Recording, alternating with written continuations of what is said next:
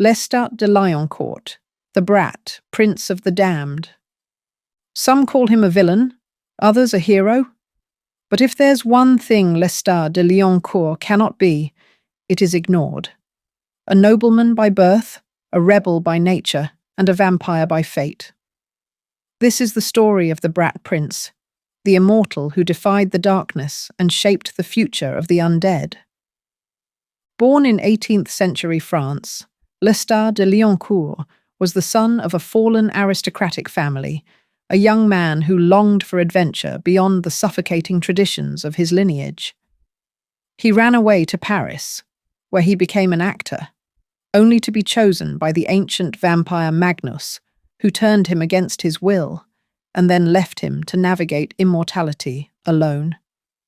But unlike the vampires who came before him, Lestat refused to live in the shadows. He was a rule-breaker, an iconoclast, and an unapologetic seeker of pleasure and power. He embraced his new nature, rejecting the secrecy that had long defined his kind.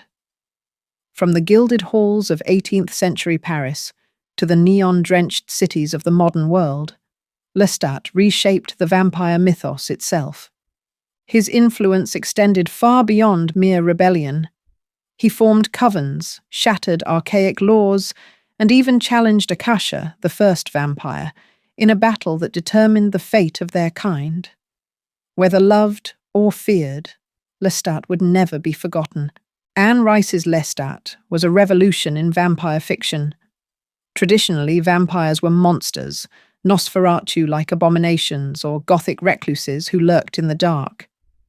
But Lestat? He was a rock star, a poet, a philosopher of the night. His character drew inspiration from Byronic heroes, aristocratic, passionate figures like Lord Byron himself. He was also reminiscent of Luciferian myths, a fallen angel who refused to accept his damnation. In many ways, Lestat was a modern Prometheus, stealing the fire of the undead and reshaping it into something new. This was not a creature cursed to be a lonely spectre. He was a sensation, an immortal who dared to be seen, heard, and adored. Lestat is more than just an undead rebel. He represents the struggle against fate. He rejects despair, refusing to bow to existential dread, and instead seeks meaning in eternity. Unlike Louis, who mourns his humanity, Lestat revels in his immortality.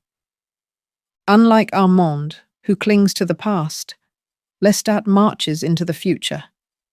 Unlike Akasha, who sees herself as a god, Lestat remains defiant, free, untamed, and human in spirit. And perhaps that is his greatest tragedy. For all his arrogance, for all his power, Lestat remains a soul in search of love, connection, and understanding. He fights against the loneliness that eternity brings, desperate to shape the world in his image. They call him the Brat Prince, the rebel of the undead. But perhaps Lestat's greatest crime was not defying the laws of his kind, but proving that even immortals fear being forgotten.